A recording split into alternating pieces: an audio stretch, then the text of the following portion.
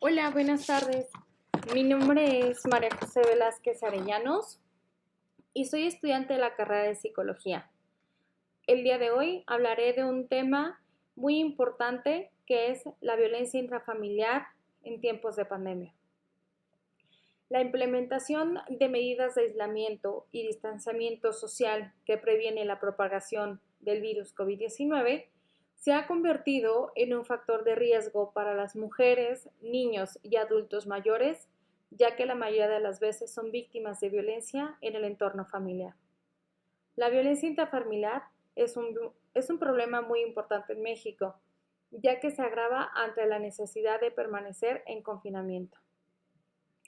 El Consejo Ciudadano para la Seguridad y Justicia de la Ciudad de México registró un aumento en la violencia doméstica, donde se reporta que el 66% es violencia física, el 22% violencia emocional, el 5% son agresiones sexuales y el 3.5% son resultados de la violencia económica. Para esto, ¿qué es la violencia intrafamiliar? Bueno, pues la violencia intrafamiliar es un acto de poder u omisión que está dirigido a dominar, someter, agreder física, psicológicamente, emocionalmente, verbal y no verbalmente a cualquier miembro de la familia. Por lo regular, siempre se presenta comúnmente entre los padres de familia o de padres a hijos.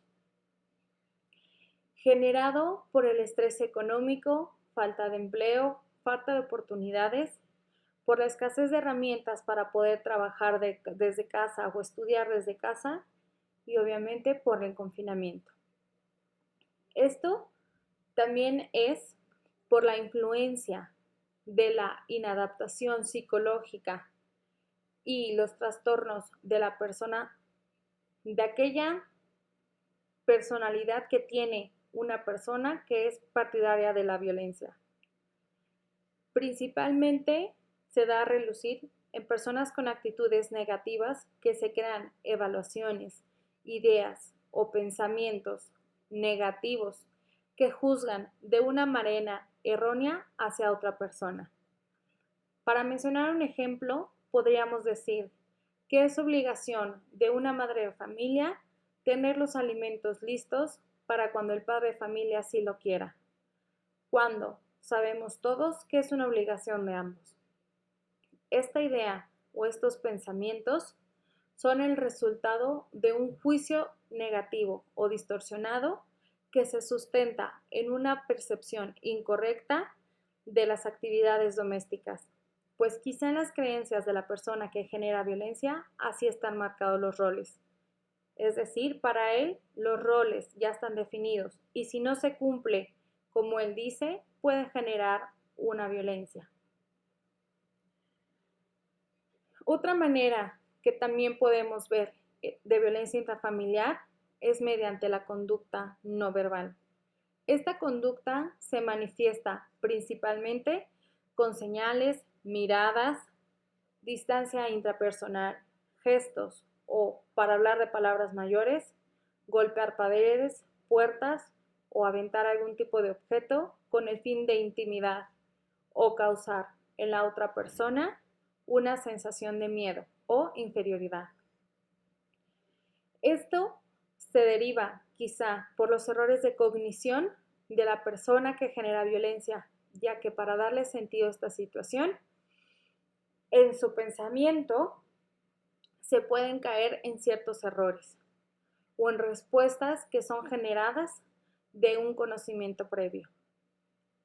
Para mencionar algún ejemplo, podría decir que la persona que está ejerciendo este tipo de violencia haya vivido en algún momento de su vida una situación similar donde le generaron problemas emocionales, físicos o de autoestima.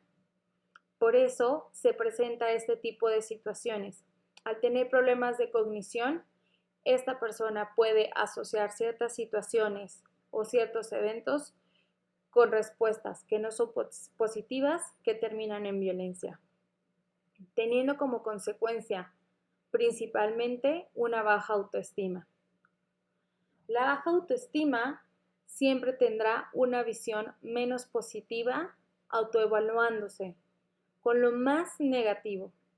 Es por eso que sienten la necesidad de una forma equivocada de actuar, al tratar de someter a la otra persona para poder validarse como el más fuerte, ya que su autopercepción es incorrecta, aunado a que en tiempos de pandemia la frustración y el estrés por la economía familiar generan que las personas regularmente se irriten o exploten fácilmente al sentirse frustrados y en lugar de tribalizar lo que sucede en su entorno, convierten la convivencia en algo catastrófico.